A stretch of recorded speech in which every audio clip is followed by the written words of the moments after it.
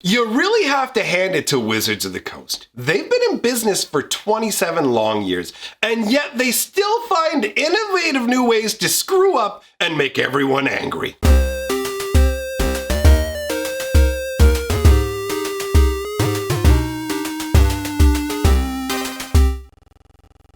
Greetings, owners of fine luxury cardboard rectangles. Prepare to either have a chuckle or have your blood boil, depending on the mood that you're in. Wizards of the Coast is at it again. They have riled up a bunch of people, and the people's anger is justified in this scenario. Wizards of the Coast is 100% to blame for this. So what I want to do is talk about the Kaldheim dice situation, then talk about the Kaldheim set booster situation, and then even tie in double masters to this grand, glorious nonsense. So the first thing that you're going to need for a ground layer level of understanding is we're going to need to talk about the Kaldheim spindown die, right? Now, spindown dice as a concept are absolutely fantastic. Wizards coming up with them and including them in their products is something I applaud, because back in the day, we used to use 20-sided dice, but they're so fiddly trying to spin them around and find the next number that you're like, okay, you know what? I'm actually just gonna use two 10-sided. It's easier to shift my life this way, but even then you still have to fiddle, but you're fiddling with less numbers and searching around. So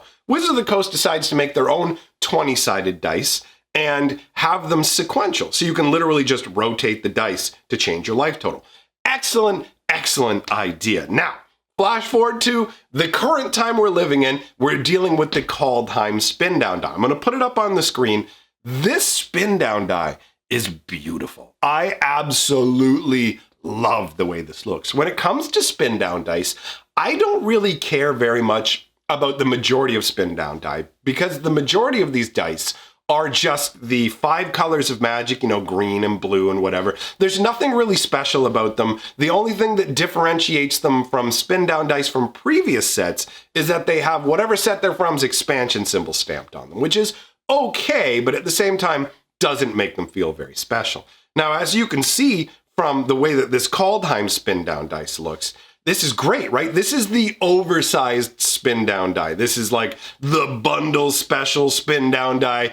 And previous iterations of these special bundle spin down dies, they were only available in bundles. It was almost like a lure to be like, oh, hey, you want this nice special spin down die? We're only putting it in the bundles. They did that with like the special purple one from Throne of Eldraine. Like, it's become custom essentially, right?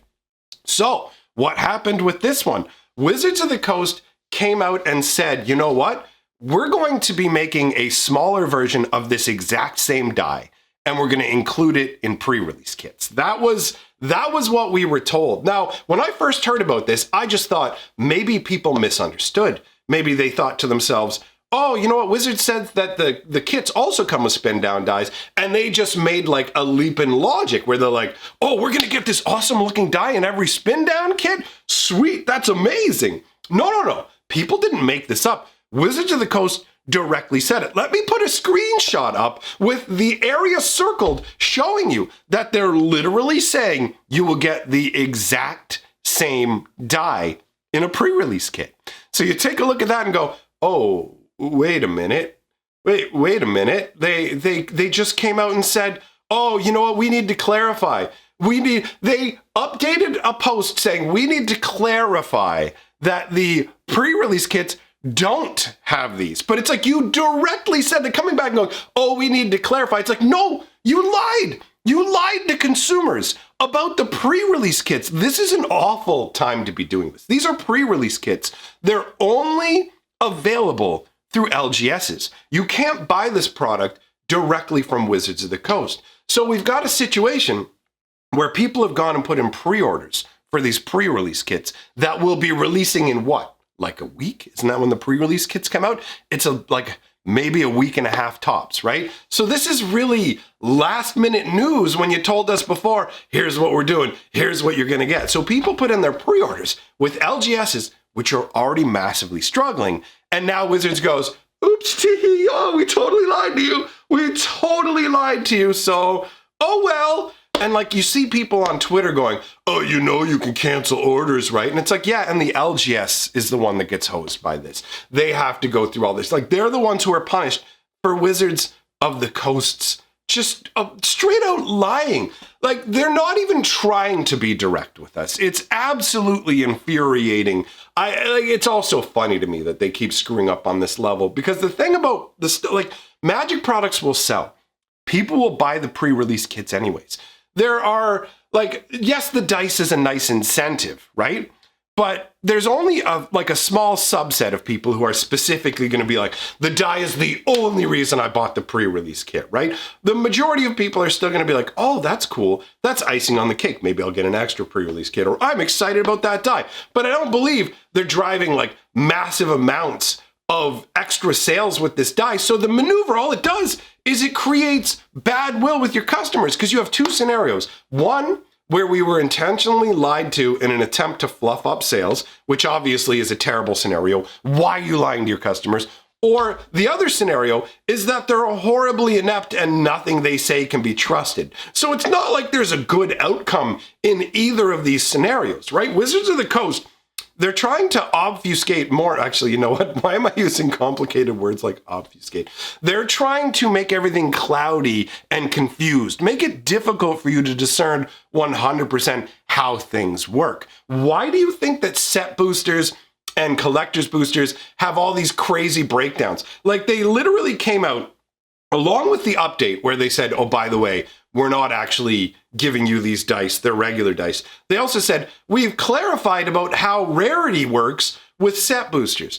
So up until now, they've just told us set boosters can have up to 4 rares in any pack. And it'll be like, you can get a rare here, or any rarity this, or any this. And there's all these different layers where it's like, one will be a guaranteed rare or mythic, blah, blah, blah. This will be a foil. It can be at any rarity. This will be a special whatever card that can be at any rarity, blah, blah, blah. And then they come out and go, you can get 4 rares, but you can only get 3 mythic rares per pack at most. And it's like, why do you play all these little games where you try and hose us on all these little corner odds? You're already running a crooked casino. Like the packs are already track printed, guys. Okay, if you're not familiar with this, newsflash, you don't have an equal chance of getting every rare and mythic rare out of a booster pack. It's been mathematically proven that Wizards of the Coast uses track printing and prints higher quantities of worse rares intentionally. So they stack the deck against us in all of these different ways. They don't provide us the information directly, like this dice situation where they outright told us you will get these dice in the kit. It's like when they told us with Double Masters, oh yeah, you know what? You can get double mythic box toppers. It said it on the packaging. They had their PR manager come out and say the same thing. And then when the product comes out, they're like, we just wanted to clarify that you actually can't get that.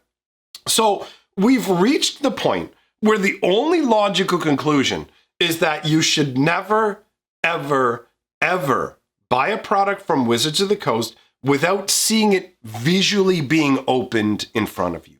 You should never pre-order Magic products, ever, because whatever they say can't be trusted. Either they're liars or they're incompetent. And regardless of the reason, they'll just go, oops. I mean, with the Double Master scenario, with the VIP boxes, at least they were like, hey, you know what? If you send us the UPC code, we will send you a pack of Double Masters as a way of apologizing for this. For the people who decided, I'm going to buy these pre-release kits or whatever, put in their orders, all this stuff, there's nothing. There's no apology. There's no like, oh, sorry that we made this terrible mistake. They just put it out like, we just want to clarify.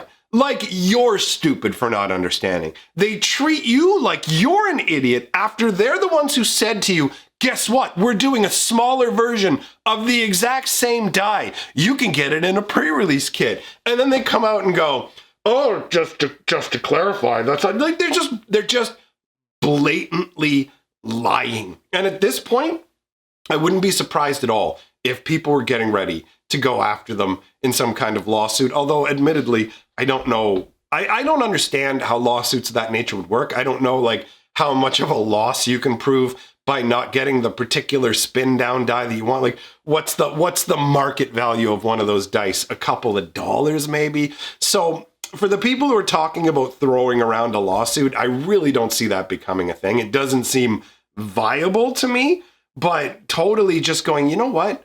I'm just going to hang back. I'm not going to take your word for anything. I'm going to ignore your hype. I'm going to wait until I see people opening your product, because they have people doing early opens of stuff. So you can see it online. You don't have to wait until after a product has been released. So at this point, all I can say is these guys are ridiculous. And my advice to you is never pre-order anything from them. You can't trust anything they say. So at this point, I'm going to wrap the video up. All my favorite people in the world, my Patreon, my patrons, they're scrolling by on the screen. Thanks for supporting my channel. I will see all of you, my friends, in the next video.